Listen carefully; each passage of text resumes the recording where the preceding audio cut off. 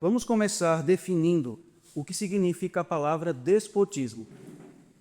De acordo com o dicionário, despotismo é um sistema de governo, e prestem bastante atenção nessa definição. É um sistema de governo em que o poder é exercido de forma autoritária e absoluta por uma pessoa ou grupo. Os fariseus faziam isso?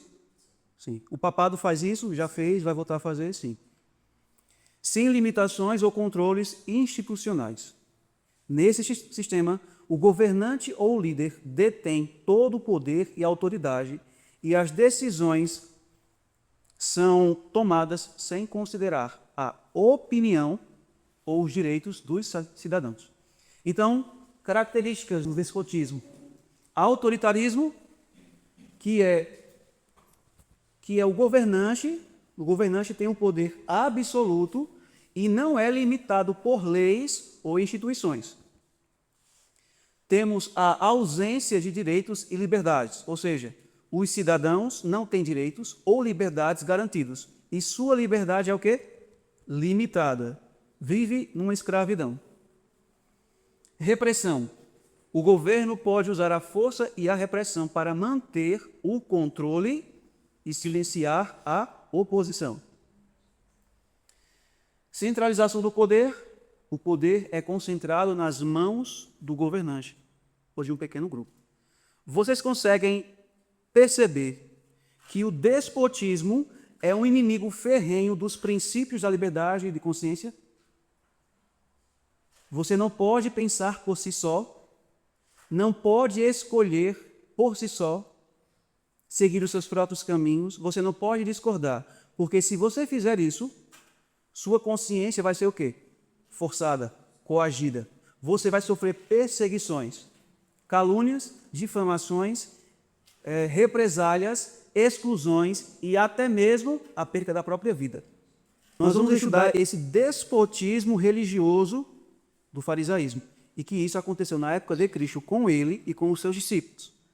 E detalhe, Jesus profetizou que essas coisas aconteceriam na sua igreja nos últimos dias. E já está acontecendo. Vamos começar primeiramente procurando onde foi que se originou o despotismo. Quem criou o despotismo?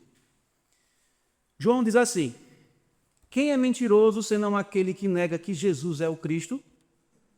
É o anticristo. Esse mesmo que nega o Pai e o Filho. Qual o significado da palavra anticristo? No grego tem dois significados. A palavra Christos significa Cristo, Messias, né? O ungido. E a palavra anti, ela tem duas traduções. Oposto a alguém que se opõe a outra pessoa, ser contra, e no lugar de. Lembra que Paulo, quando vai falar sobre o surgimento do papado, em 2 Tessalonicenses, no capítulo 2, ele diz que esse poder, ele vem para se assentar no trono de Deus, como se fosse o próprio Deus, querendo parecer ser Deus. Então, o papado, ele é anticristo.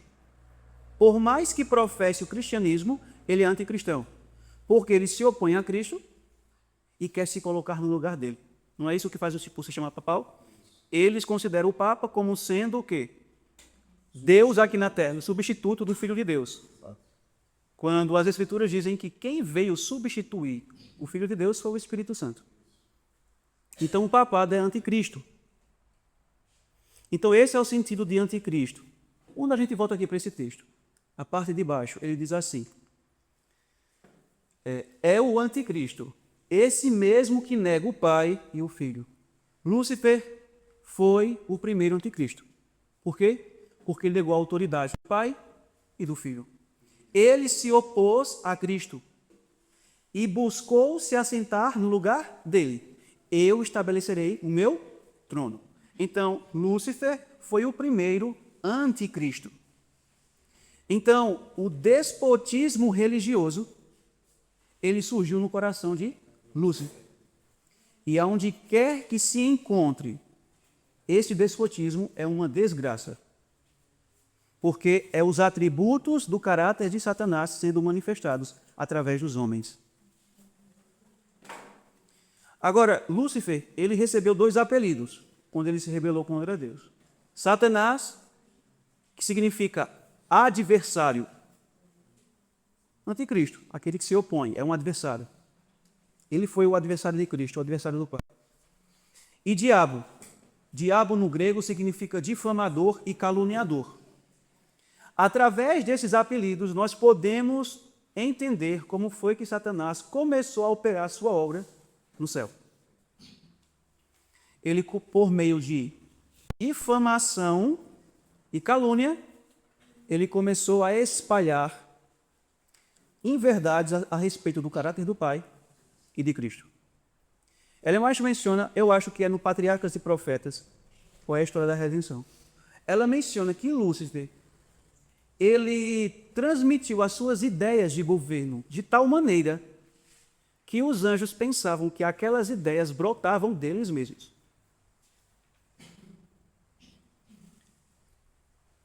Então, ele começou a difamar o caráter do Pai, através de calúnias, fofocas e etc.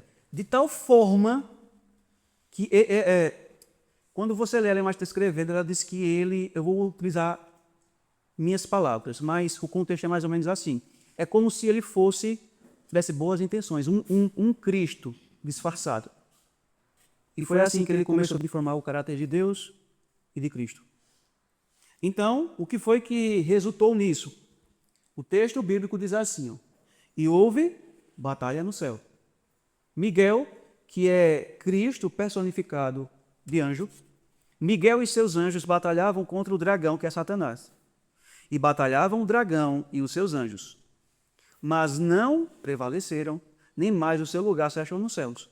E foi precipitado o grande dragão, a antiga serpente chamada o diabo e Satanás, que engana todo mundo.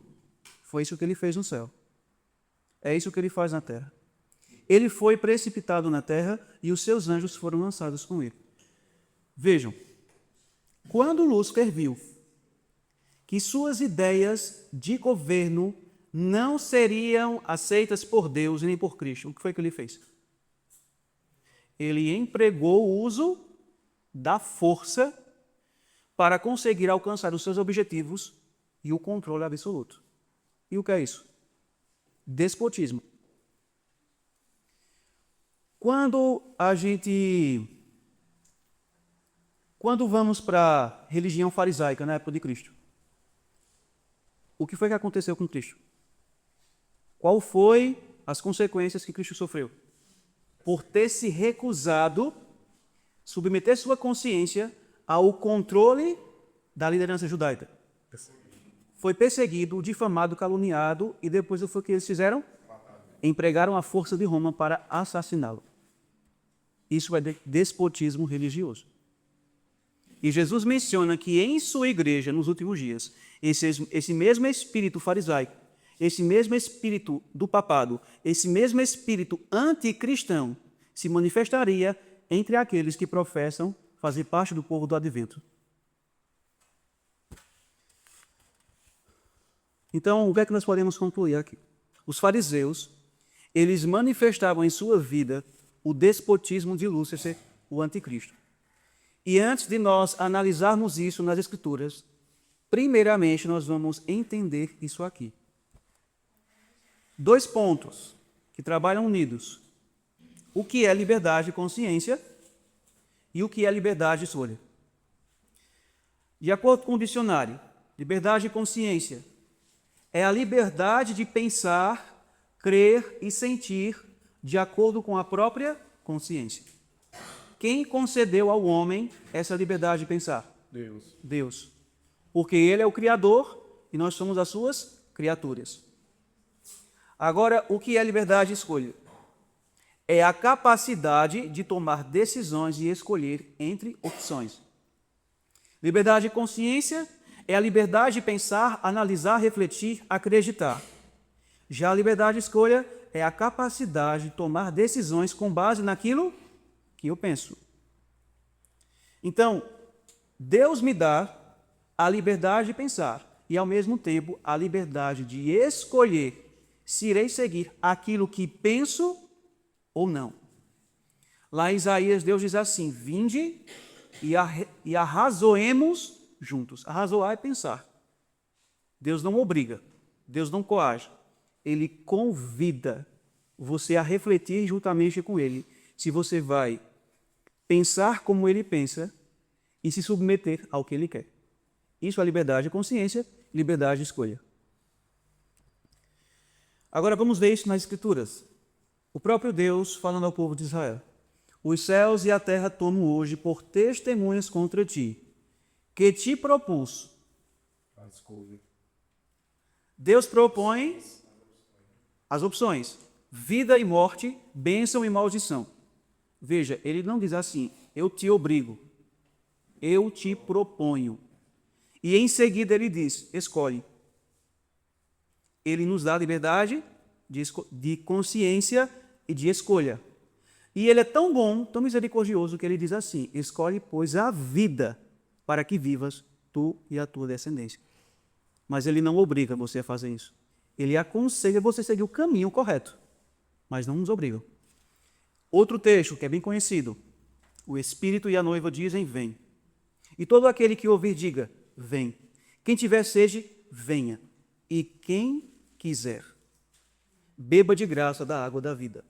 Liberdade de escolha, liberdade de consciência. Deus não obriga, Deus não coage, nada disso. O pastor Arthur Jones, no livro Liberdade e Consciência na Religião, declarou o seguinte: amor e imposição, amor e força, amor e opressão nunca podem andar juntos.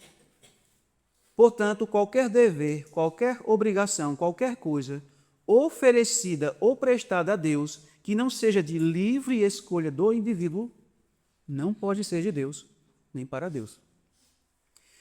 Lembram do estudo de hoje pela manhã que o farisaísmo é a religião do próprio eu? Deus aceita a religião do próprio eu? Não. Então, dentro do farisaísmo existe o despotismo religioso. As pessoas são coagidas a obedecerem a palavra de Deus ou a tradição dos anciãos. E Deus não aceita imposição, força e nem opressão. Qualquer servido, qualquer obediência, tudo aquilo que fizermos de bom e que sabemos ser a vontade de Deus, se for feito mediante coerção, imposição, força, opressão, não pode ser de Deus e nem para Deus, porque é fruto da religião do próprio eu. É o próprio Satanás operando no homem. Agora, por que também não pode ser nem para Deus? Porque não pode haver amor e imposição juntos. Porque João diz assim: quem não ama não conhece a Deus, porque Deus é amor. Por Deus ser amor, existe liberdade de consciência e liberdade de escolha. Deus não quer que obedeçamos a Ele de maneira forçada. Ele não impõe. Ele não impõe. Ele convida, Ele apresenta, ainda dá o poder para obedecer. Deus quer que prestemos obediência a Ele de maneira espontânea e voluntária, mas sempre analisando através da consciência para depois tomar decisões. Então, como vemos, de acordo com esse verso, o governo divino é fundamentado no amor. E onde há amor, há liberdade de consciência, liberdade de escolha. Esse texto aqui, que é conhecido, diz assim: ó, e respondeu-me dizendo: esta é a palavra do Senhor a Zorobabel, dizendo: não por força, nem por violência, mas sim pelo meu espírito, diz o Senhor dos Exércitos. Então percebem que Deus, Ele não quer coerção religiosa. Percebem que no governo de Deus não existe despotismo religioso, não por força, nem por violência, mas sim pelo meu Espírito. Mas por que ele declara, mas sim pelo Espírito Santo? Olha o que Paulo diz. E onde está o Espírito do Senhor, aí a liberdade. Liberdade de consciência, liberdade de escolha. Mais outro texto. Se, porém, não lhes agrada servir ao Senhor, escolham hoje a quem irão servir. Preste atenção aqui no detalhe. Deus nos concedeu liberdade de consciência e liberdade de escolha. E dentro da liberdade de escolha, existe a liberdade de escolher não servir a Ele. Ele diz, se porém não lhes agrada servir ao Senhor, escolham hoje a quem irão servir. Olha o que Jesus declara. E se alguém ouvir as minhas palavras e não crer, liberdade de consciência, eu não o julgo. Alguma vez você viu Jesus perseguindo, coagindo, caluniando, difamando, castigando ou assassinando qualquer pessoa que se recusou a crer nas suas palavras? Nunca. Os fariseus faziam isso? Sim. O papado fez isso? Sim. Lúcifer faz isso através dos homens? Já acontece hoje dentro da igreja. Sim.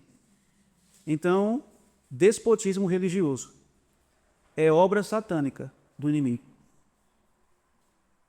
Jesus diz, e se alguém ouvir as minhas palavras e não crer, eu não o julgo, porque eu vim não para julgar com o mundo, mas para salvar o mundo. E só abrindo um parênteses aqui, para ninguém entender errado o texto aqui. Jesus não veio para coagir a consciência de ninguém. Ele não veio para oprimir nenhum ser humano.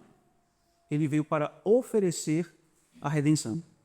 E quem quiser escolher aceitá-lo ou não, ele não o julgará, ele não pronunciará sentença, ele não o castigará, nada. Quem se condena é o próprio homem. Jesus, ele diz que as suas palavras são a vida eterna. Então, quando Jesus chega diante de uma pessoa e prega a sua palavra, que é a vida eterna, e a pessoa recusa aceitar, recusa se submeter, o que é que restará para ela? Morte, destruição e morte eterna. Não existe neutralidade, não é assim? Então, quem é que se autocondena? O próprio ser humano que escolhe. Não é Cristo quem condena. Cristo apenas vai executar a sentença que ele mesmo escolheu. O resultado, as consequências. Lembram que Jesus diz assim em Mateus capítulo 25, apartai-vos de mim, malditos, e vão para o fogo eterno. Preparado para quem? Para o diabo. Diabo e anjos. Não foi preparado para o ser humano. Se eles vão parar lá, foi porque escolheram. Nós é quem nos autocondenamos, quando recusamos a dádiva do céu.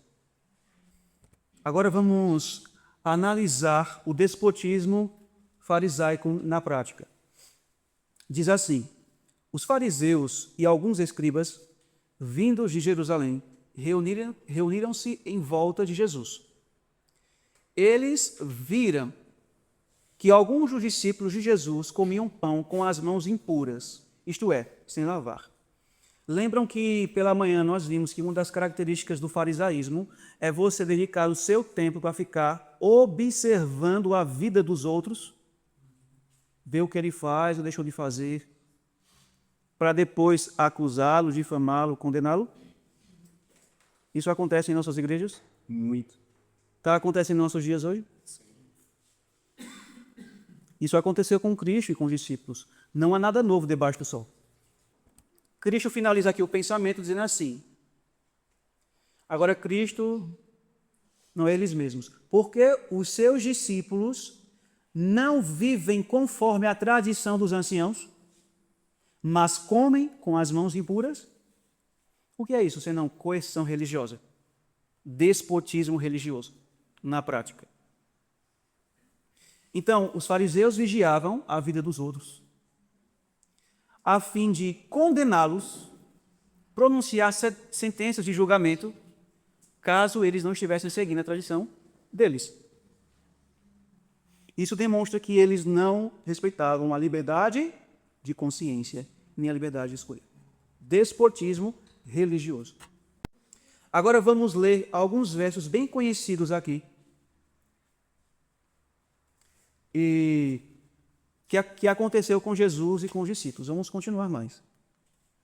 Então, o sumo sacerdote interrogou Jesus a respeito dos seus discípulos. E de que mais? E da sua doutrina. Quantos aqui já não foram sabatinados por causa de questões doutrinárias? Porque exerce a sua liberdade de pensar, que Deus concedeu, e se recusa a acreditar em tradição de anciãos, dos anciãos, em teologia humana. E mesmo que fosse a vontade de Deus, Deus não obriga ninguém a obedecer. Jesus passou por isso. Os discípulos passaram por isso. E a Igreja de Cristo, os fiéis da Igreja de Cristo dos últimos dias também passaram por isso. Não só a nível de instituição adventista, mas a nível mundial, quando a marca da besta foi estabelecida. Quem não submeter sua consciência ao que o papado, o protestantismo apóstata e o espiritismo irão propor, será coagido, perseguido. E haverá também um decreto de morte. Isso é despotismo religioso. Isso não é cristianismo. Muitos deles diziam, falando a respeito de Cristo, ele tem demônio e enlouqueceu. Por que vocês ouvem o que ele diz? Isso acontece em nossos dias? Sim. Teve uma esposa de pastor que disse que nós éramos do diabo, que nós éramos do cão. E aconselhou a pessoa para quem ele estava falando para não nos ouvir. Isso aconteceu com Jesus. Isso aconteceu com os discípulos. E isso está acontecendo na Igreja de Cristo nos últimos dias. Outro texto. Jesus entrou no templo e quando já estava ensinando, os principais sacerdotes e os anciãos do povo se aproximaram dele e perguntaram: com que autoridade você faz essas coisas? E quem lhe deu esta autoridade? Você tem carta de recomendação para estar pregando aqui? O pastor permitiu? O líder da associação permitiu com que você pregasse aqui? Não é isso que acontece? Repito, Jesus passou por isso, os discípulos também. E Paulo menciona que todo aquele que quer viver uma vida piedosa em Cristo Jesus será perseguido. Outro texto que diz assim: eles passaram a vigiar Jesus. Farisaísmo. Enviaram o quê? Espiões que se fingiam de justos para ver se o apanhavam em alguma palavra, a fim de entregá-lo à jurisdição e autoridade do governador. Então percebam que o despotismo religioso, esse espírito farisaico e papal, ele tem níveis. Porque começa vigiando a pessoa, observando, daqui a pouco começa falando mal, difamando, caluniando, daqui a pouco entrega a pessoa para os líderes religiosos, denuncia como dissidente, herege, coloca todo tipo de nome. E isso vai culminar em assassinato. Não aconteceu isso com Cristo? Não aconteceu isso com os discípulos? Não está profetizado que a igreja remanescente passará por um pequeno e um grande tempo de angústia? E no pequeno tempo de angústia, muitos serão mortos? Quem era o poder que dominava Jerusalém naquela época? Roma. Qual é o poder que vai coagir a consciência dos membros nos últimos dias? Roma e a imagem da besta, que é o protestantismo apóstata. Na realidade, Roma, ela não tem poder civil. Quem vai trazer poder civil é a imagem da besta. O protestantismo apóstata. Diz o texto que foi dado fôlego A imagem da besta. à imagem da besta. Poder para estabelecer aquilo que o papado sempre quis. Domínio universal. E no livro Spalding Maggiore, eu acho que é o versículo, a página 7 ou a página 9, Ellen White menciona que os adventistas nominais, que são os falsos adventistas, vão entregar os adventistas fiéis ao poder de Roma. Denunciarão eles ao poder de Roma. Mas por quê? Porque existem adventistas perseguindo adventistas, coagindo a sua consciência, querendo tirar a sua liberdade de escolher. Simples. Primeiro motivo, não conhece os princípios da liberdade de consciência nem da liberdade de escolha. E o segundo, por não conhecer, vivem a religião do próprio homem e Satanás começa a revelar os seus atributos por intermédio deles. Eles possuem o espírito do farisaísmo, o espírito do papado, o espírito do anticristo. Veja o que Jesus mencionou que iria acontecer conosco. Falo essas coisas para que vocês não se escandalizem. O que significa não se escandalizar? Não abandonar a fé. Jesus já nos revelou tudo. Por que é que nós ainda vamos ficar surpresos com isso? Por que é que vamos esmorecer na fé? Quem criou você? Cristo. Quem redimiu você? Cristo. Cristo foi um homem de dores e que sabe o que é padecer. Cristo, ele sofreu. Vou utilizar um pensamento que a gente usa. O pão que o diabo amassou. Ellen White menciona que quando Cristo ele encarnou na humanidade, diz que toda a hoste satânica se uniu para destruí-lo. E ao longo de todo o seu ministério, Jesus foi atacado por demônios, pelo próprio diabo. Satanás utilizou de líderes religiosos que professavam fazer parte do povo de Deus, aos quais Jesus veio dar a vida para salvá-los. E o que foi que eles fizeram com Jesus? Manifestaram o despotismo religioso e o assassinaram. Jesus diz assim, ó, eles expulsarão vocês das sinagogas. Isso acontece? Está acontecendo hoje? E vai se intensificar. E até chegará a hora, essa hora ainda não chegou, em que todo aquele que os matar pensará que com isso está prestando culto a Deus. Não foi assim que Saulo vivia? Saulo era sincero. E ele pensava que estava prestando culto a Deus ao perseguir a igreja de Cristo. Até ele se encontrou com Jesus. Sim, Saulo. Até que ele se encontrou com Jesus. O texto continua. Isso farão porque não conhecem o Pai nem a mim. Todo aquele que não conhece Jesus, ele revelará o despotismo religioso em sua vida. Ele manifestará os atributos do inimigo. Vejam,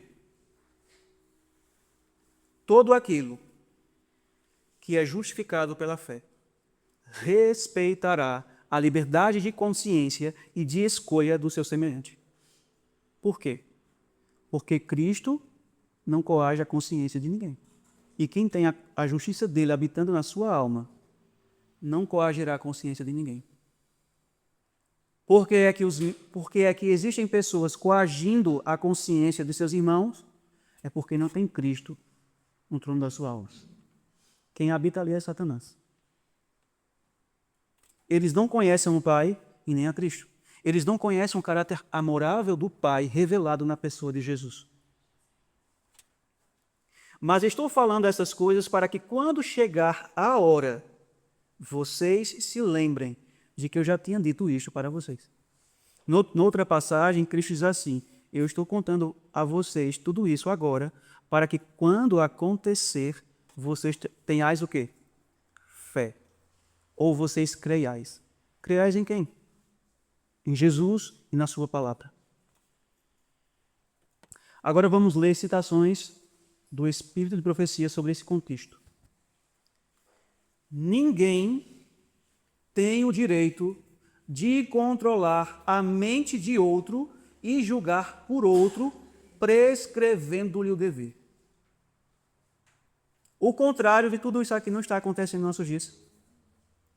Enquanto Deus nos adverte através da sua palavra e do espírito de profecia, que ninguém tem o direito de controlar a mente de outro e julgar por outro, prescrevendo-lhe o dever. O povo de Deus, que tem toda a luz, não está seguindo essa luz. Por quê? Porque não conhecem a Cristo. Se conhecessem a Jesus, tal como ele é, eles não viveriam assim. Se você não pensar como tal e tal teólogo pensa, como tal e tal pastor pensa, sua mente é coagida. Se você não fizer o que eles mandam, você é coagido. Você é disciplinado, você é removido. Você é taxado como a pior pessoa da face da terra. Ela continua. Há certos direitos que pertencem a todo indivíduo ao prestar serviço a Deus. Quem é o originador da fé? Cristo, o autor e aperfeiçoador da fé. A fé é o quê? Um dom. Quem concede esse dom gratuitamente? Deus, Cristo. Então, a minha fé é algo completamente individual. É algo entre eu e Deus. Eu não tenho que prestar conta a homem nenhum. Porque Paulo fala que todos nós daremos contas a Deus daquilo que nós fazemos.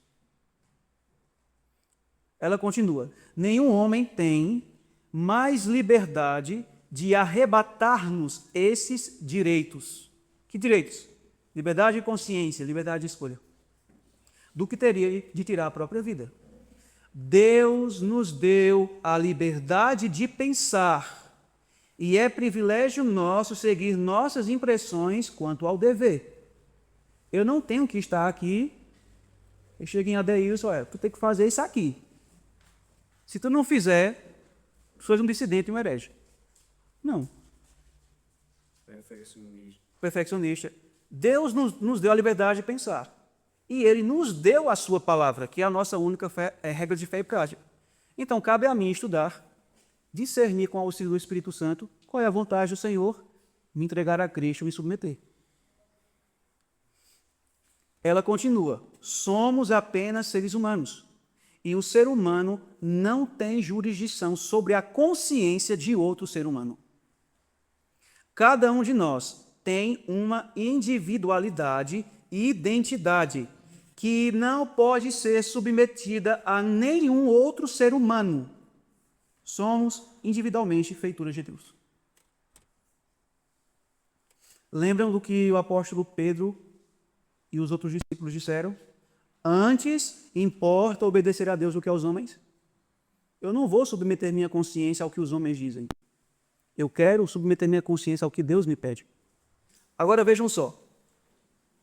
Deixa eu só abrir um parênteses aqui. Eu posso submeter-me a o que José vai falar para mim? Se quiser. Se quiser. Se quiser, mas não é nesse ponto que eu quero chegar. Por exemplo, se José que chega para mim e diz assim, ele vem no Espírito de Cristo e diz, olha, Deus fala que devemos fazer isso.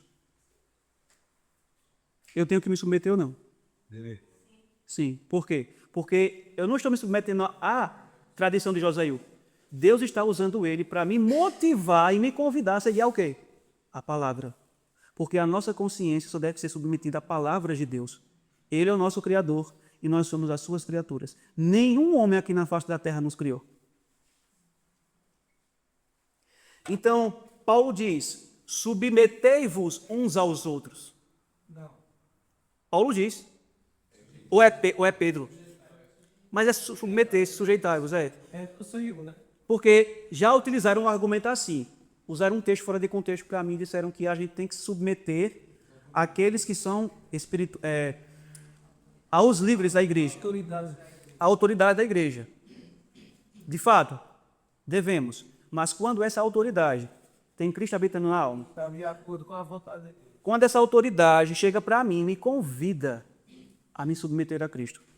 Agora, vamos voltar. Quem aqui já é adventista de berço? Pronto. Então a irmã não vai ter essa experiência que eu vou mencionar. Nós éramos muitos, não sei se todo mundo aqui já foi católico. Todos aqui foram católicos. Aí tem pessoas evangélicas também, né? É, católico apostólico romano. Dentro do catolicismo, o que é ensinado? Que a tradição humana está acima da palavra de Deus. Não é assim? Eu tenho que seguir o que o Papa diz, o que o cardeal diz, o que o bispo diz, o que o padre diz, o que o líder religioso diz. Mas não a palavra de Deus. Não é assim? Exato. Aí nós aprendemos a mensagem adventista. Que diz o quê? Que devemos seguir o quê? Somente a palavra de Deus. Submeter nossa consciência a quem? A Cristo e sua palavra. E hoje, o que é que eles estão fazendo? Não todos.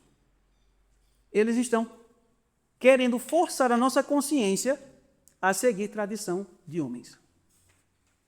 Ou seja, como é que você é ensinado a submeter sua consciência somente à palavra de Deus? E quando você está exercendo a sua liberdade de consciência, a sua liberdade de expressão, a sua liberdade de pensar, eles agora querem obrigar você, querem fazer a mesma coisa que o papado fez, que o farisaísmo fez. Vou pensar por você. Pensar por mim, decidir por mim. Até na vida pessoal da pessoa. Não, você não pode parar com essa reunião de estudos de vocês aqui na casa de irmão tal. Querem até mandar na casa da pessoa. Hoje, dentro do Adventismo, funciona assim. Quem pregar um sermão chamando o pecado pelo seu devido nome é perfeccionista. Exato. Ellen White diz assim, ó, Deus somente deve ser o guia da consciência do homem. A verdade deve ser pregada onde quer que ela encontre uma abertura. A palavra de Deus deve ser explanada aos que não conhecem a verdade. É esta a obra dos ministros de Deus. Não devem ensinar os homens a volver os olhos para eles ou procurar controlar as consciências alheias. Agora, deixa eu dizer uma coisa para vocês. Se lembra que lá em Atos, Paulo fala que dentro da igreja primitiva surgiriam lobos devoradores. Sabe o que é um lobo devorador? Paulo vai dizer assim, Paulo vai dar uma característica para eles. Eles vão atrair as pessoas a si. Quando ele mais menciona aqui, não devem ensinar os homens a volver os olhos para eles. Não é para atrair para vocês, é para atrair para Cristo. Ou procurar controlar as consciências alheias. Era isso que os fariseus faziam. Cristo diz assim, olha, vocês... Não estou lembrado exatamente como é que Cristo fala.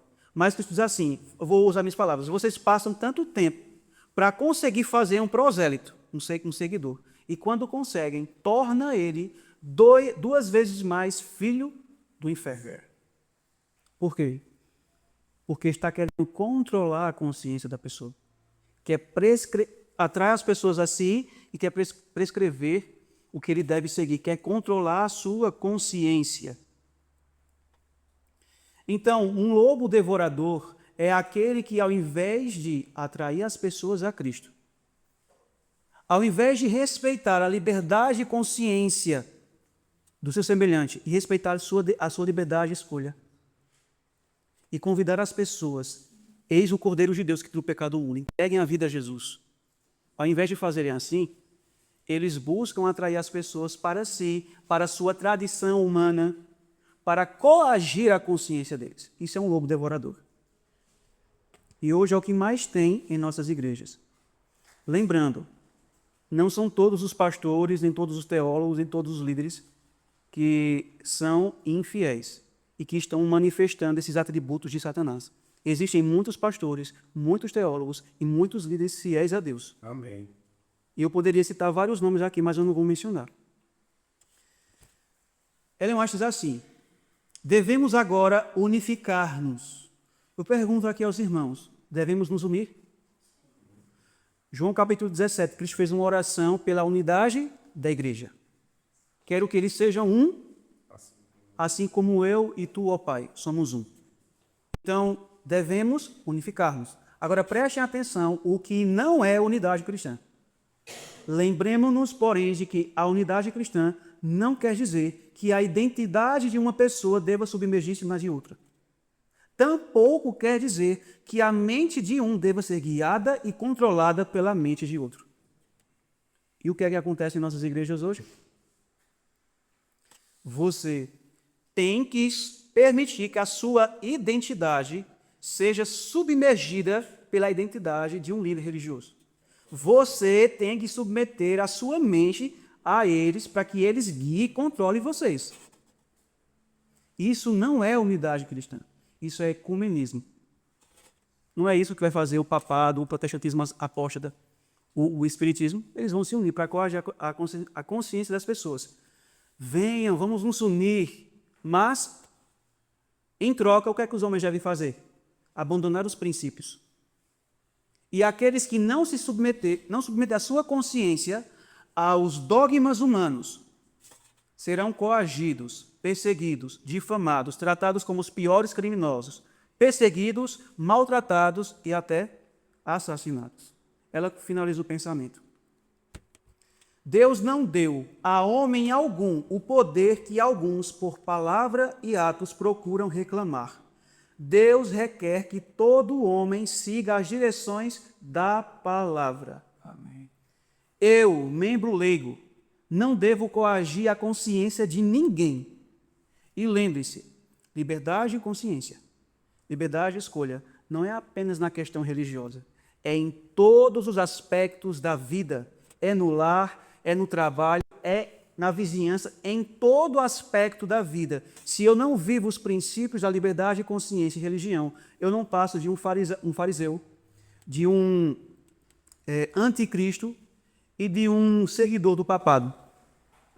Muitas pessoas que submetem a sua consciência ao que o líder diz, elas o fazem porque elas não têm conhecimento dos princípios da liberdade de consciência e da liberdade religiosa.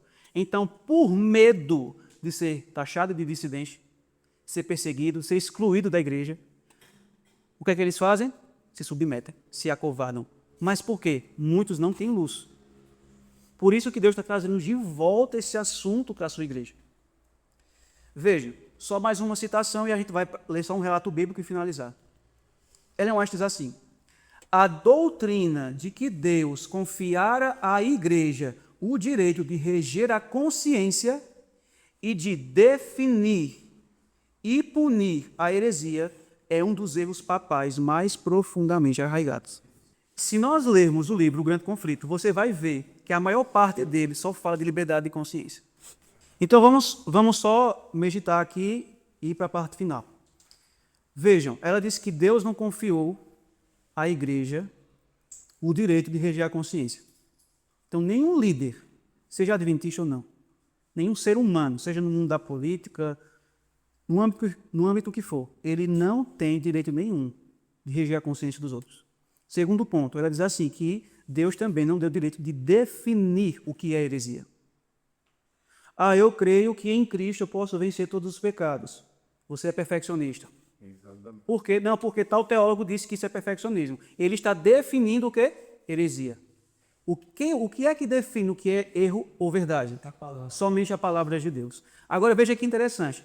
Quando a gente usa Bíblia e espírito de profecia para refutar os pensamentos deles, o que é que eles dizem? Tira a Bíblia, te tira a linguagem. Só sigo a Bíblia, minha única regra de fé e prática. Mas quando eles vêm da carteirada e sabatinagem, o que é que eles usam? Teologia de homens, manual de igreja, nisto cremos. Eu não quero saber disso. Então, ela disse também mais, Deus não deu à igreja o direito também nem de o quê? Nem de punir a heresia. O papado fez isso com aqueles que se recusavam a seguir a tradição dos homens para seguir a palavra de Deus. Os fariseus fizeram isso. E muitos falsos adventistas estão fazendo a mesma coisa. Estão punindo os seus membros porque eles estão querendo seguir a palavra de Deus. Agora vamos finalizar lendo um relato bíblico que vocês conhecem. E vejam que aquilo que aconteceu com Jesus e com um dos personagens aqui ocorrem hoje. Diz assim o texto bíblico: enquanto estou no mundo, sou a luz do mundo. Isso é Cristo falando. Depois de dizer isso, Jesus cuspiu na terra, fez lama com a saliva e com a lama untou os olhos do cego. Então disse ao cego: vá lavar-se no tanque de Siloé. Siloé quer dizer enviado. O cego foi, lavou-se e voltou vendo. Então os vizinhos e os que antes o conheciam de vista, como mendigo, perguntavam: não é este o que ficava sentado pedindo esmolas? Uns diziam: é ele. Outros: não, mas se parece com ele. O homem dizia: sou eu. Então lhe perguntaram: como foram abertos os seus olhos? Ele respondeu: o homem chamado Jesus fez lama, passou nos meus olhos e disse: vá ao tanque de Siloé e lave-se. Então fui, lavei-me e estou vendo. Eles perguntaram: onde está ele? Respondeu: não sei. Levaram aos fariseus aquele que antes era cego. O que é isso? Coerção religiosa.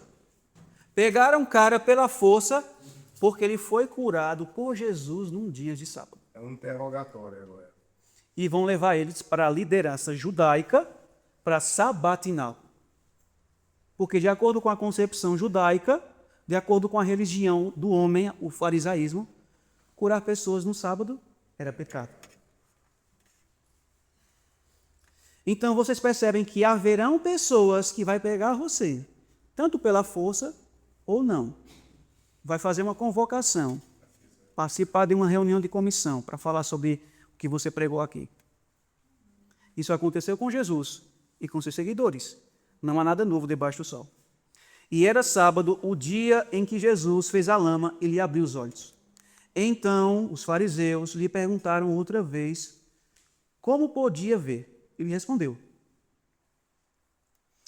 Ele pôs lama sobre os meus olhos, lavei-me e estou vendo.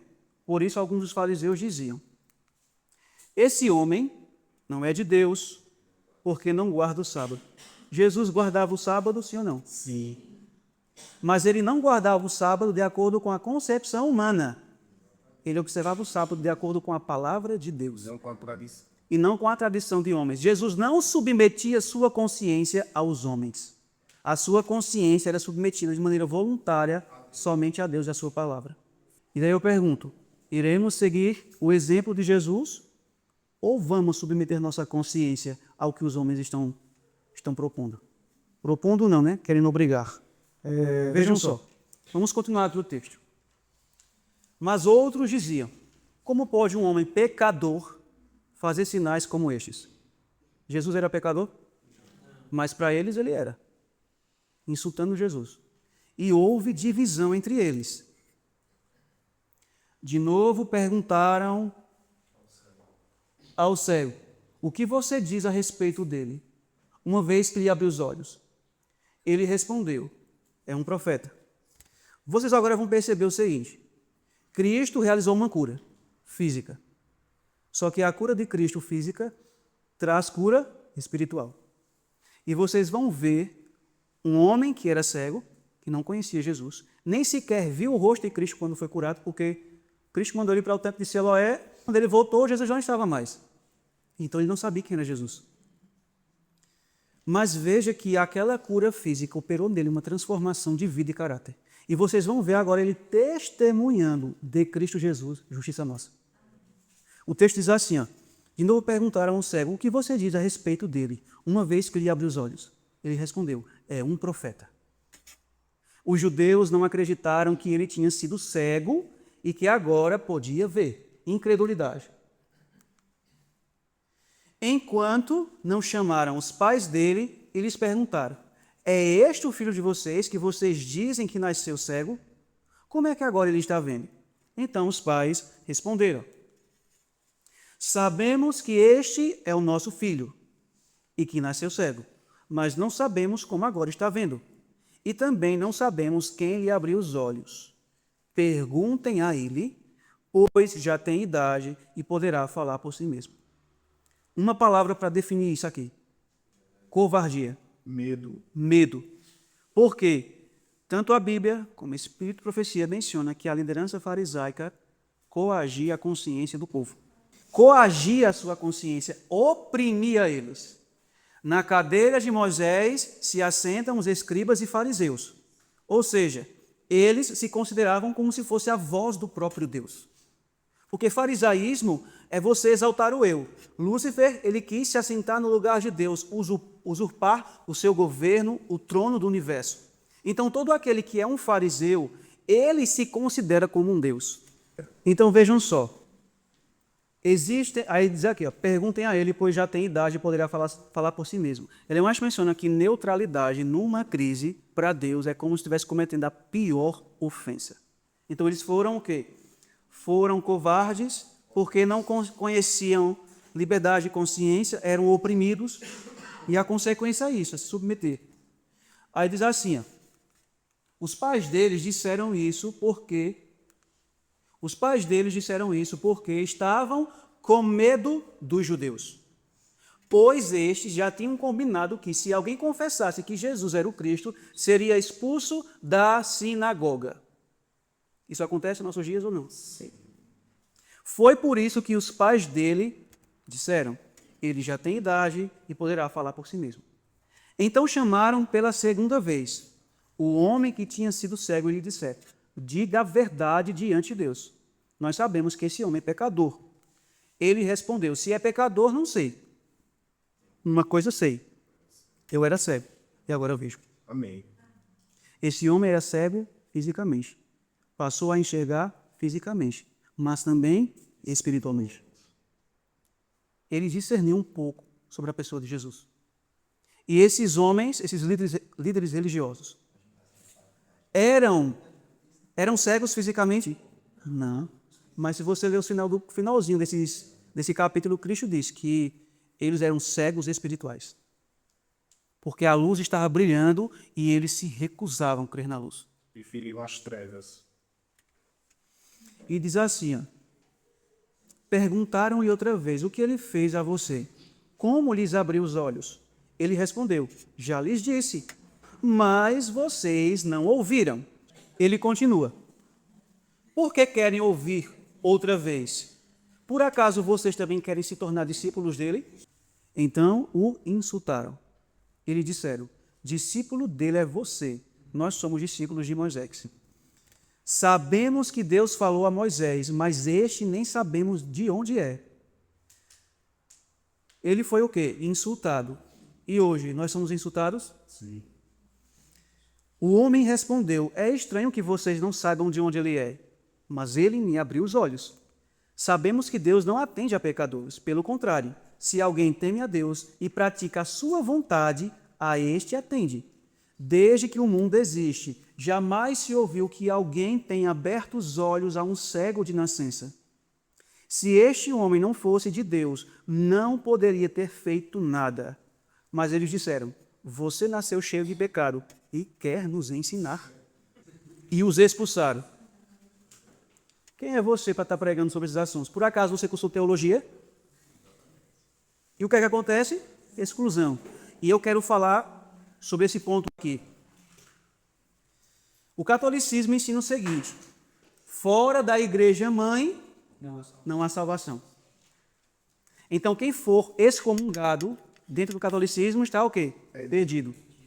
Aí vem pastores adventistas ensinar os membros da igreja que se você não tiver o seu nome no rol de membros da igreja, ele vai ser tirado do livro da vida. E isso é papado. E tem irmãos que, por não estudarem por si mesmos a palavra de Deus, acreditam nisso e, por temor, submetem a sua consciência com medo de serem excluídos da igreja. Jesus ouviu que eles tinham expulsado o homem. Ao encontrá-lo, perguntou, você crê no Filho do Homem? Ele respondeu, quem é assim para que eu creia nele? Eu pergunto aos irmãos, vocês creem no Filho do Homem? Amém. Vocês conhecem o Filho do Homem? E Jesus diz assim, ó, e Jesus lhe disse, você já o tem visto, e é aquele que está falando com você. Então ele afirmou: eu creio, Senhor, e o adorou. Amém. Daí eu pergunto: você tem visto a Cristo? Diante das coisas que estão acontecendo em nosso meio, você tem conhecido a Jesus e a sua justiça? O texto diz: você já o tem visto e é aquele que está falando com você. Jesus tem falado a nós por meio da sua palavra. Será que nós temos visto a Jesus? Será que temos contemplado o Cristo pela fé? Temos conhecido a Jesus? Eu pergunto: quem é Jesus para você hoje? Para mim, ele é o meu melhor amigo. Jesus, para mim, nos momentos de tribulação, de angústia, ele é o meu refúgio e fortaleza, um socorro bem presente nas tribulações. E eu pergunto: quem é Jesus para você? Você tem visto ele? O segredo para obtermos a vitória é termos Cristo na nossa vida. É entregarmos a nossa vida a Jesus. É depositarmos toda a nossa confiança nele, nos rendermos totalmente a ele. Só Cristo. Eu não estou tendo palavras para expressar para vocês o que Cristo é para mim, porque ele é tudo para mim. Vocês só vão entender o que eu estou tentando explicar aqui se vocês tiverem uma experiência viva e real com Jesus. E ele pergunta, ele diz assim, você já tem um visto, e é aquele que está falando com você. E hoje Jesus está trazendo novamente a mensagem da justiça dele. Os princípios da liberdade de consciência.